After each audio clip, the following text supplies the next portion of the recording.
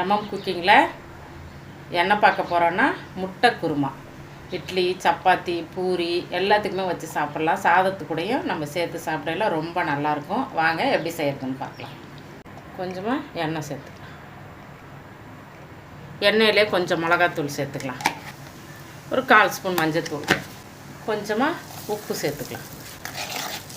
நம்ம வேக வச்சு உரித்து வச்சுருக்க முட்டையை இது கூட சேர்த்து ஒரு வறுத்துக்கலாம்.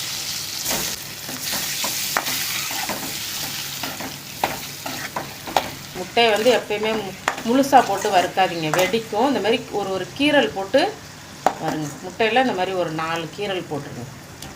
முட்டை நல்லா இந்த அளவுக்கு வறுத்தோன்னா நம்ம இறக்கி வச்சிடலாம். இதை கொஞ்சமாக எண்ணெய் சேர்த்துக்கலாம். கொஞ்சமாக தாளிக்கிறதுக்குலாம் சோம்பு, பட்டை, லவங்கம், ஒரு ஏலக்காய் எல்லாம் போட்டு தாளிச்சிக்கலாம். நம்ம கொஞ்சமாக வெங்காயம் சேர்த்துக்கலாம். 1 ஸ்பூன் இஞ்சி பூண்டு சேர்த்துக்கலாம். தக்காளி நான் அரைச்சி வச்சுருக்கேன், அதை வந்து இது கூட நம்ம சேர்த்து வதக்கிக்கலாம். இஞ்சி பூண்டு எல்லாம் நல்லா வந்து வதங்கி வரட்டும். நம்ம அதுக்குள்ளே அரைக்கிறத பார்த்துட்டு வந்துடலாம். சின்ன முடியில் 1/2 மூடி தேங்காய் கீறி வச்சுருக்கேன், அதை சேர்த்துக்கோம். கொஞ்சமாக சோம்பு, கொஞ்சமாக சீரகம், ஒரு 4 முந்திரி, ஒரு சின்ன ஸ்பூன் அளவு உடச்சக்கடலை சேர்த்துக்கணும். ஒரு கைப்பிடி வெங்காயம் சேர்த்துக்கணும். கொத்தமல்லி சேர்த்துக்கணும். புதினா சேர்த்துக்கணும். இது எல்லாத்தையும் நம்ம பேஸ்ட்டாக அரைச்சிட்டு வந்துடலாம். அளவு வதங்கி வந்துருச்சு பாருங்கள்.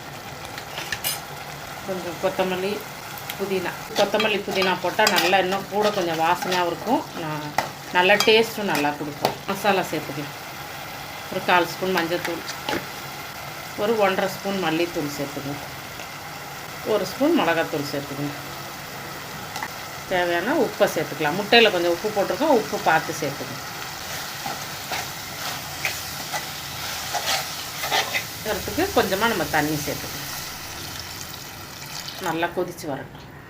நம்ம அரைச்சி வச்ச தேங்காய் மசாலாவை இது கூட சேர்த்துக்கலாம். இப்போ நம்ம சேர்ந்து எல்லாம் ஒரு கொதித்து வரட்டும்.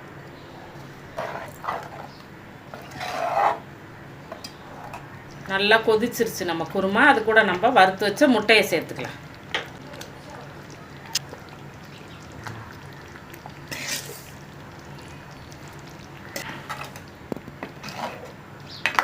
கொஞ்சம் கொத்தமல்லி, புதினா. நம்ம முட்டை குருமா ரெடி ஆகிடுச்சு.